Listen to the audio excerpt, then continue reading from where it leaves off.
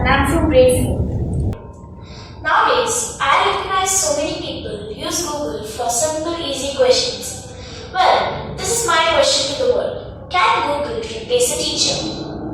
I would like to tell you a very small story. Rohan was a bright student.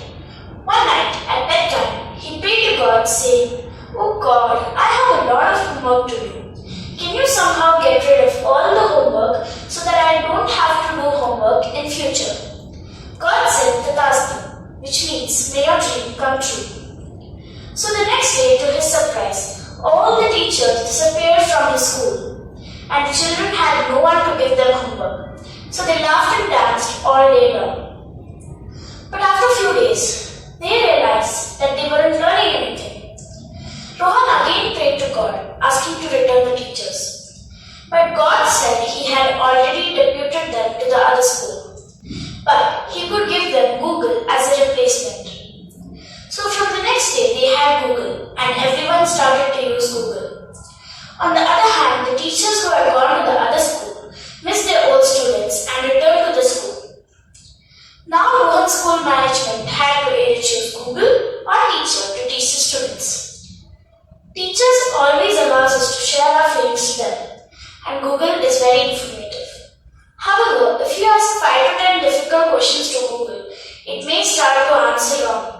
And sometimes it also replies, "I'm not a robot." So depending on Google to find accurate answers is a risk. Now I tell you the difference between Google and teacher. Google tells us good things and bad things. It cannot correct students' mistakes. You can't paraphrase with Google. But Google is available everywhere at any time and it provides information. A teacher has emotions and feelings and the responsibility of conveying only good things. Teachers can correct students' mistakes and students can discuss with teachers. Teachers share knowledge. Google can be our second teacher, provided we ask teachers first and then use Google to find additional information. Living life without moderation is typically a bad thing.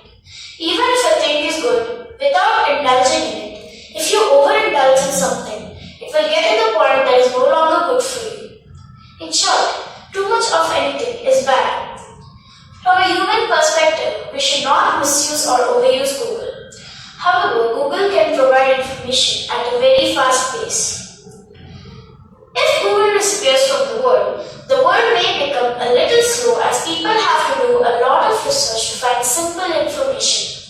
A teacher, on the other hand, uses all his or her lifetime experiences to teach the students so that they can learn without doing any mistakes. Teachers provide an emotional and cultural relationship which teaches the students to look at elders with respect and teaches how to live in a society. Some people may become reclusive and stop participating in real life if they have no interaction with other humans and only live with technology. Technology is important, especially in a world that runs at a lightning speed, but I don't think it can ever replace the experience of having a human companion. So I conclude that everyone needs a guru for knowledge, wisdom and enlightenment. Google cannot be that guru. Google can only assist you like a teacher, but a teacher is always helping us. So Google cannot replace a teacher, be it Vidyaranya, Chanakya, Aristotle or my class teacher Nimona. Teachers are those who help find strengths, wipe away tears, overpower demons and conquer fears. No technological advancement can never replace the bond between a student and a teacher. I finally thank my parents, principal and my mentor Sunaina ma'am for helping me. Thank you.